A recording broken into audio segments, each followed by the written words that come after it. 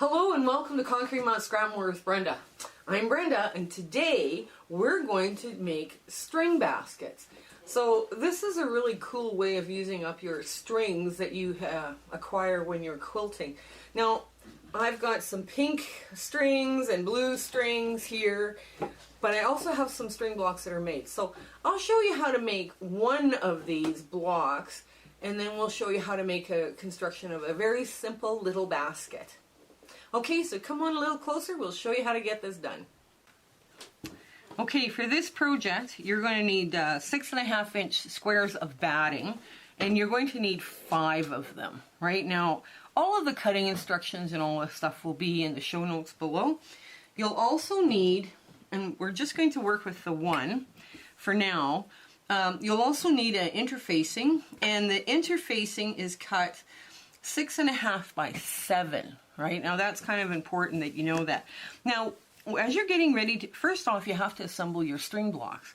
Now, when I'm doing a string block, there's something with my brain. If I'm just sewing them straight up and down, I can do it without a backing. If I'm sewing them at any kind of an angle, I need a backing, like whether it be paper or batting or anything. So in order to do this string basket, the fastest way to do this is to put your batting in. Now, your batting also has a smooth side and a bubbly, ripply side. Now, if you can't tell which one is which just by looking at it, just run your hand over it to see. One side will be much smoother than the other. So this is the smooth side. So how we get started is we just take, and don't be afraid to put lighter ones in, and we want to go past the corners by quite a bit, because sometimes these shrink up as you sew. So we want to put something different beside it. Oh, we need something longer. Oh, I'll put one of these strips in, because that'll be cute. So we're just going to put our stuff together here, and you just need a few little strings. You know, I think these baskets look good when they're all like, you know, out of one color family, but if you're making eclectic kid baskets out of larger sizes, you can do that too. One of the things, there, just a sec, hang on, there. Now, it's easier to do them 2 at a time, by the way, because then you don't have a bunch of stuff that you're trying to, like you don't have to waste, you don't waste as much thread, but just so you know, and I've got a little bit of finger pressing. Yes, I love my finger pressing. You can also, if you don't have strong nails like I have, you can use one of these tools if you're right-handed, and this does a very good job of of pressing. They also have little rollers, and I understand the little rollers that you get at the hardware store are much cheaper than the rollers you get at the quilt store. Now I'm just going to put this piece here. Now I'm just going to scoogee it up and just move it up just a bit and sew it down.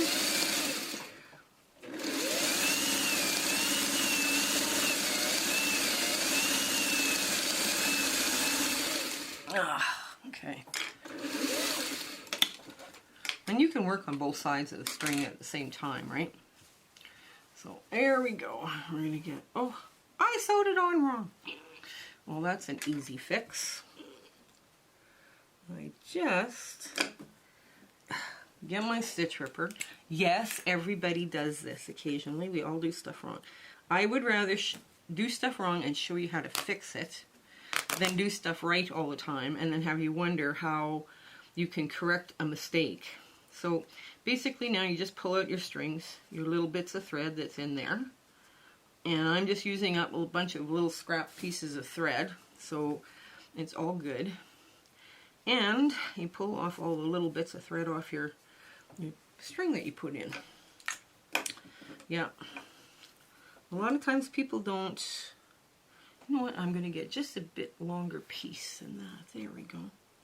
Get that in there instead, because it's just a tad longer. And there. Just a tad.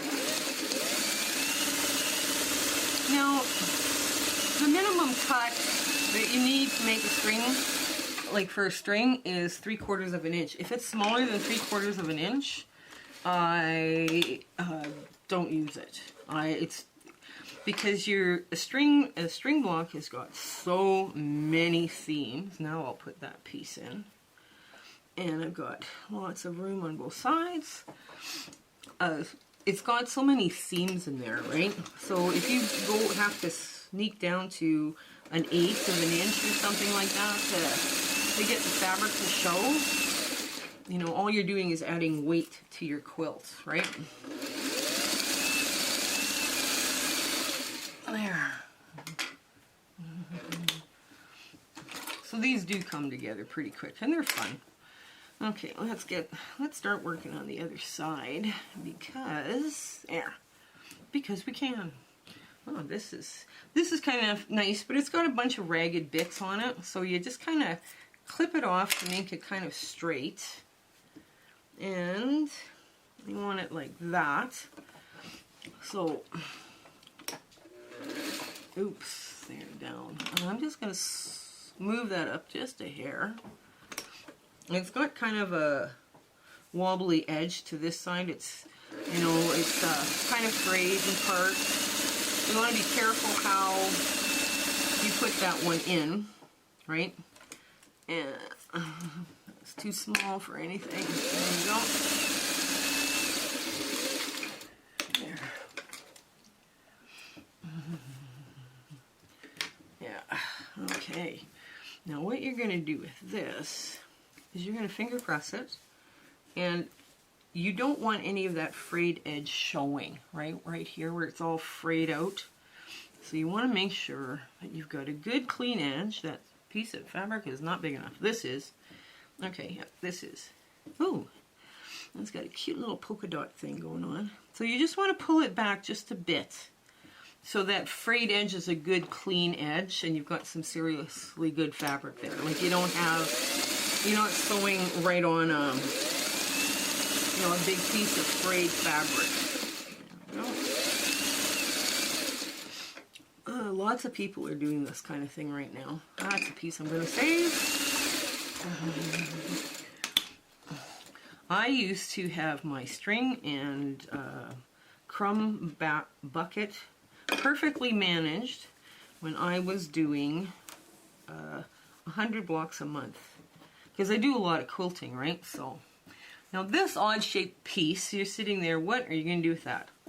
Well, what I can do with it, I'm going to go the other side, is I'm going to put it along here and see how much coverage I get, because they don't all have to be straight strings, right? They can be a little wobbly and a little bit off, and it'll be fine.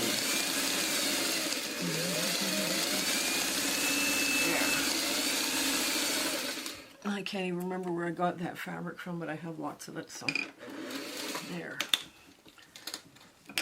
So, and it covers the corner, right? There's lots of coverage on that corner now, so when you look at it, I'm not competing with a bunch of little seams right there. And I think, where did my gray thread go? Oh, it didn't pop out, but it's sure close. Ugh, now it popped out. No, it didn't. Hang on, I've got my gray thread is just a bit too small. Short for that. Okay. So now I'm going to put, ooh, I've got some other colors here that are really cute. Let's go find something that's just a bit bigger. There we go. There. Oh, that's too small, but that'll look good later. All right. And this one is too small. So I can sew my small ones together too, right? Let's put something really dark in there. Let's put something dark and long. There we go. Over the top.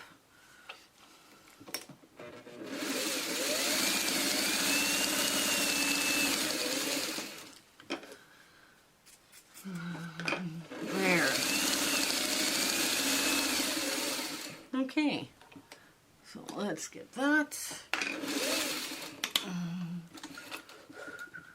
So mix up your dark, mediums, and lights. You know, that's going to provide a lot of interest in your quilt.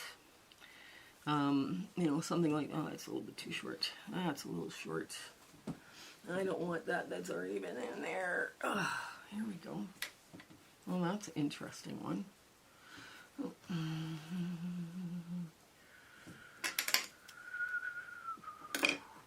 Let's put this oddball piece in there. That'll be fine. Get a little ABC retro thing going on. And it provides us with a big enough piece that we're not going to be competing with a bunch of weird edges. Okay.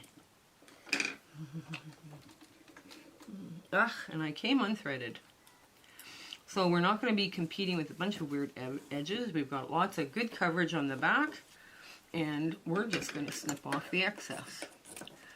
Now, let me go get this squared up, and I'll show you how to do ones that are already squared up.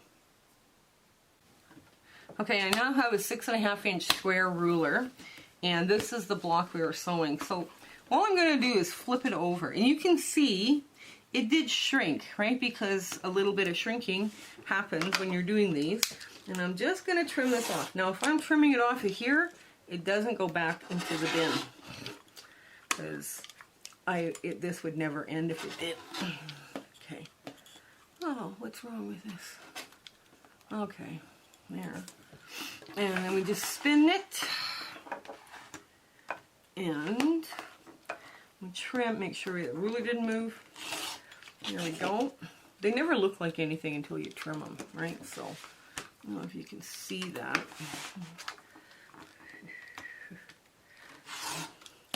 Okay, there we go. Now there's my completed string block, and it's all ready for working with into our basket. So what I'm going to do with this, so I'm going to put this to the side, and I'm going to work on ones that I've already got together to show you how to sew them all together. So what you're going to do with these is you're going to lay them out so that they V at the corner. And you just, I know it sounds kind of weird, doesn't it? So you're going to V them at the corner, like all the way across, and then you're going to sew one like that, right? So you've got a straight line here of all of them V'ing together, and then you're going to sew one like this. Okay, so let's change our foot to a 1/4 inch stitch.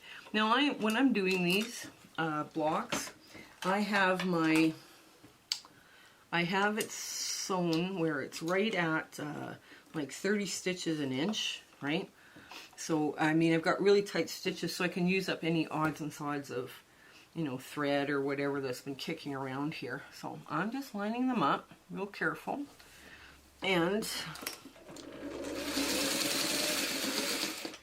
okay, there we go. This is not a task I enjoy. I always find it hard to do this task because it's a 3-dimensional object, right? Which, I mean, for some people, they like doing baskets and all this kind of thing. I'm like, oh no, it's 3-dimensional. And, you know, you spend your time so much as a quilter trying to do things that are flat that you have a hard time with the concept of 3D, right? So I'm just going to sew all of these together at first, pull it out, okay, then put all of these together like so. My daughter, the reason I'm making these are the funny things you do for your kids. My youngest daughter has got a plant business, and I had mentioned to her one day that this might be a cute thing to sell with her plants. So when somebody's buying a plant and they can't afford a really nice plant holder or, you know, a plant pot, maybe they could put this around temporarily. Like you would put this around the base of your, you know, cheap plastic pot, and then you would, you know, put a plastic bag in it, and then you would have your you know, your nice little planter. So this, it doesn't matter which way you sew this one on. You want it here, and you actually want to sew it on this side because you're going to run it through this way. And you're going to put the bigger piece on the bottom, on the top. Right? It's counterintuitive way to sew these. Because what you're going to do now is you come up to this seam here that I'm just pressing open. You're going to make Y seams. And I know we've covered Y seams before. You want me to put a link? If you're having problems finding it, and you go right to where that seam, and then you go back a couple of stitches, and you go forward a couple of stitches, just so you drop that right in the middle of that seam. Oops, there we go.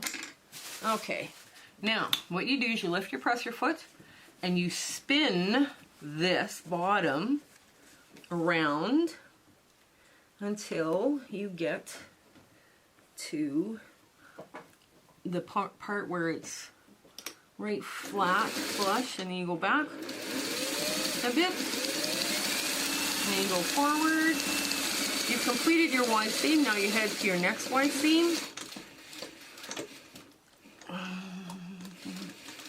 3 and 1, 2, there. Now you spin it again. Meanwhile, your box corners are coming together beautifully, and they looks like it's been done by a professional person, which some people say I am a professional sewer. I'm not. I am so not a professional sewer. Oops, I have to put that up just a bit more to get it out of the way. And I'm going to hold on to this.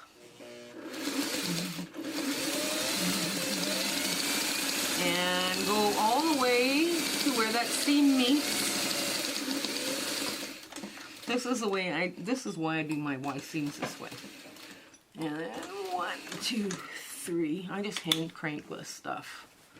So, and now we're on the last side of the box. And there we go. And make sure it all lines up good. Everything's lying nice and flat. Beautiful. Now you're gonna stop right 1/4 away from this edge here. Oh, this edge here. You're gonna stop 1/4 away from the edge. And here we go.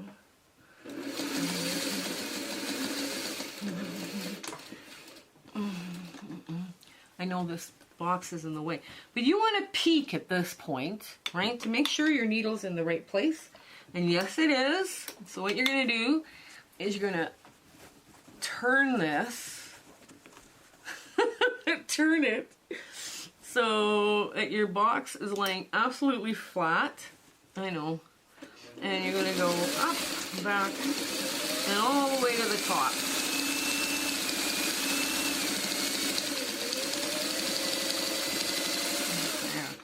And I did a quick little back stitch. Okay, so this is the inside of your basket. Okay, so you're going to leave this now, and you've got all of your seams popped open. You're going to grab your interfacing, and essentially, the interfacing is cut. One square is cut at 6.5 inches square. That's your base. That's your bottom. The rest of this is all cut at 6.5 by 7. Now there's a reason why we do that. We're trying to make this thing go where it's got a nice little bound edge. So all we're going to do is going to put 2 together.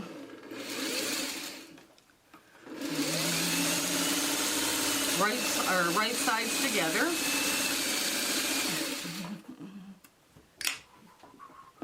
And right sides together again.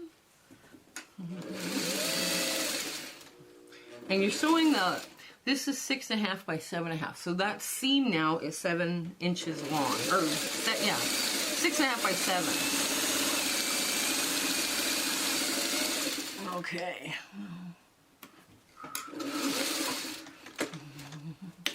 And you're going to take that out. Oops, the foot fell off. Okay. And you're just going to make a very long piece of cats playing musical instruments, which I thought was kind of a cute little thing. I used to have a piano, and our cat would, if you left the keyboard open, the cat would walk across the keys in the middle of the night, serenading everyone in the household. So, now,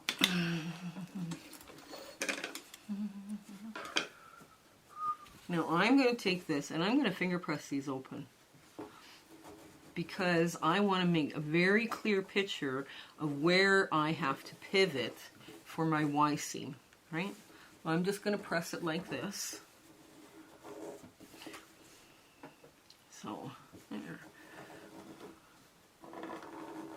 Okay. So now we're going to sew. We're going to put the 6.5 on the bottom, and we're just lining it up.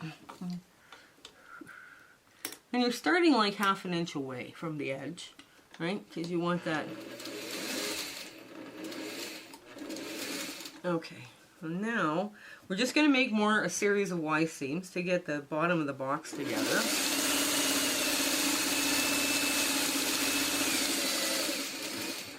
Except with this time,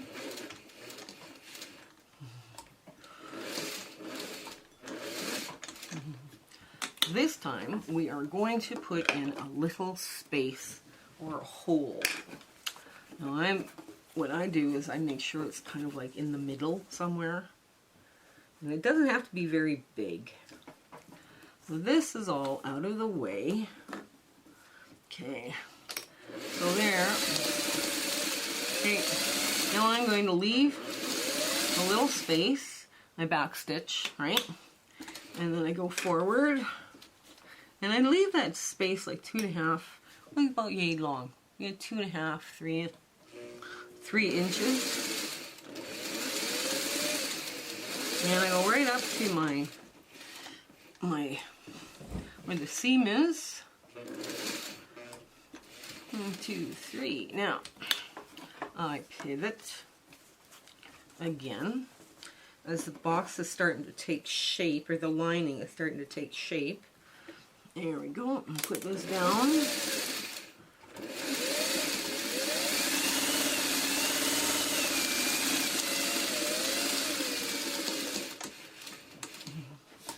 There we go. Back. Oops, there we go. Last side. And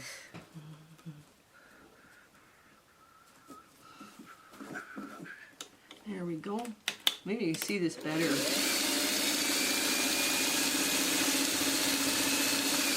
Now you want to stop just 1/4 of an inch away from the edge. Back. Now, pivot to do the last side up, all the way up. Okay, there we go.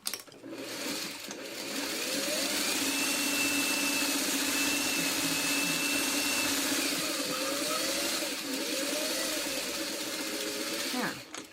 Now, this is like 1/2 inch taller than the base, right?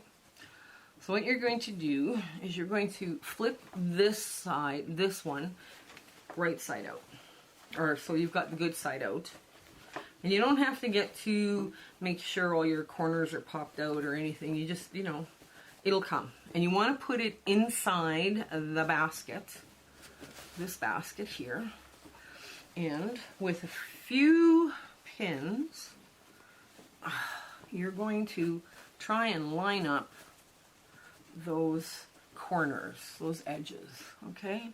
So right here, let me just grab a couple more pins. Okay, so you just want to line it up just like this.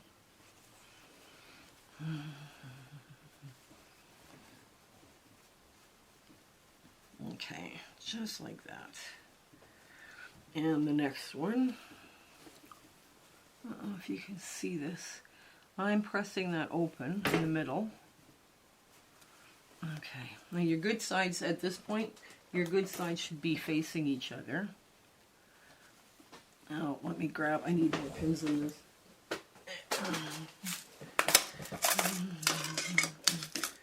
So what I do as well is, because I'm pinned from here to here, I'm going to put one pin in the middle. just to give it a little bit extra more lining up, right? And then go back and get this one pressed open. And line this corner up. Basically you're spending your time now lining up your corners so they all match. These are cute little baskets. You can use them for other things other than plants. I mean, my daughter's going to use them for plants to, you know, so she can keep her costs down. It's amazing what we do for our kids. We spend all this time and playing with this. Okay, I don't know if you can see that. I'm pressing that open, lining it up, putting it down, pinning it in place. And now, there we go. We'll put one there and another one here. Remember, your hole's at the bottom, so you can just go sewing right around very quick. Alright, now let's get this. Your 1/4 inch, that's all you want to do now is put your 1/4 inch seam in. And it doesn't matter if you sew it one way or the other, but you want to start it so that, there.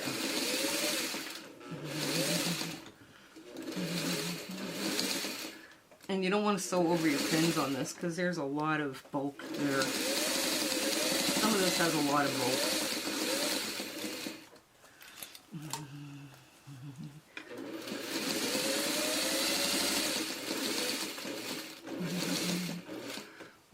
And I just think this is going to flip. Yes, it is. There it is. There. Sorry if this angle is not the right camera angle, but and you just keep going all the way around.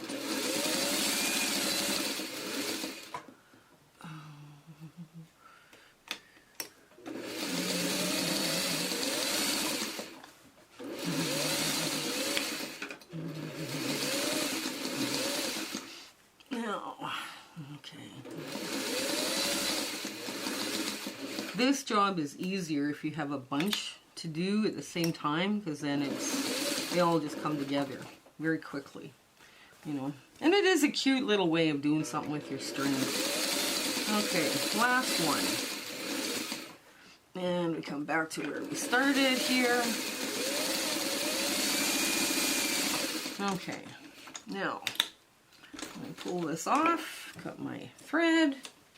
Alright, now I find the hole that I made. The hole is right here, like so.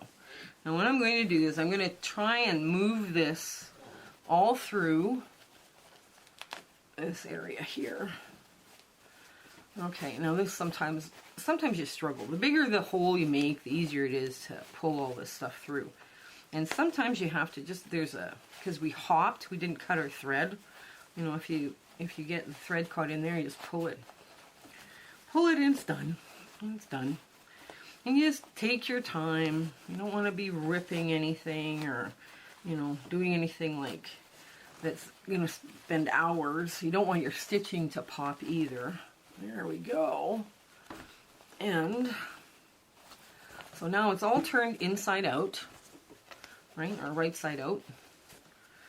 And you're going to take this hole now, I'm going to find both ends of that hole, and you're just going to change the feet on your sewing machine and do a little top stitch on that hole to close it up. Okay. There. And it's easy enough to do to get that flat.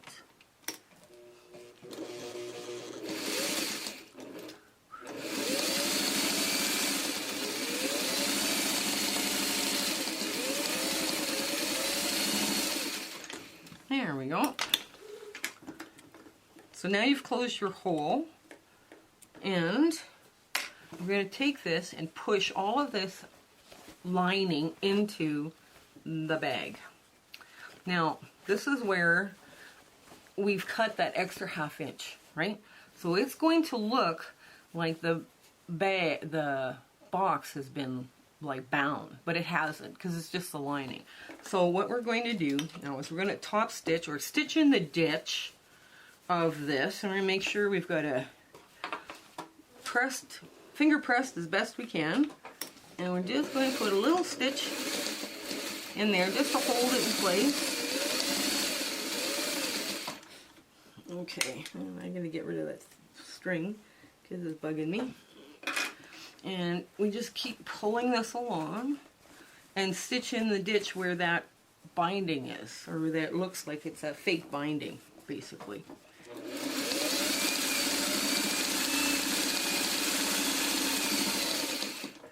And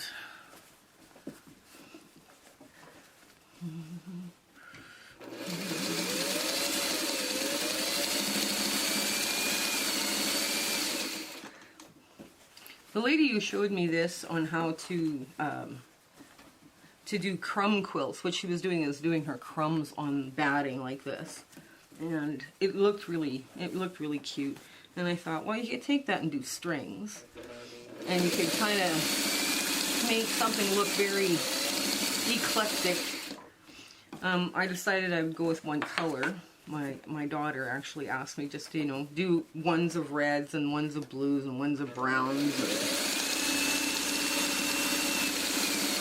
Okay. And is that the last of it? Yes, it is. The last 2 inches.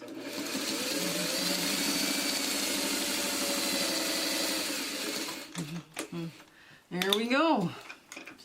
And we're at the ta-da moment. Okay, so we've done one of our string blocks, the basket. You can see it's lined, very simple to do. And it was a lot of fun. When you're doing these, don't be afraid to add in whites or low volumes with red in it, like this piece here. Because, you know, bringing in the light lightens up the work. It starts to get too dark, almost, you know, if you don't keep adding a little bit of white in, or at least black. Sometimes you end up with little splashes of different colors because of your fabric. All of it's good. All of it's good. So, yeah, let me know what you think in this. We've got a few other little projects here that we're going to go, one clean view today. So, we would love to hear your comments and what you think of this. You can make these baskets literally any size you want. So, if you have, like, strings galore, you can make some very big storage baskets. Okay, let us know what you think. I hope you have a fabulous week ahead, and I hope you have a great day. Okay, you take care. Bye! Thank you for watching our video today. We are just overjoyed with how our channel has grown. And we would like you to share, like, and subscribe these videos with your friends and other people. This is one of the quilts that we are considering at this time to do a sew-along for. It is a crazy original scrappy design that was made with too much coffee and too many granola bars, and it's a lot of fun to do, and it is a really good scrap buster. So share, like, subscribe, tell your friends about us. Our plan for 2022 is 2 different sew-alongs for sure, and 2 different case studies. And we're going to do try and do a thing on grouping on strings and crumbs, and then another one on curves. So we've got rather an ambitious 2022 planned for you here. So, like I say, I hope you come back. Have a great week ahead, and we'll talk to you later. Bye!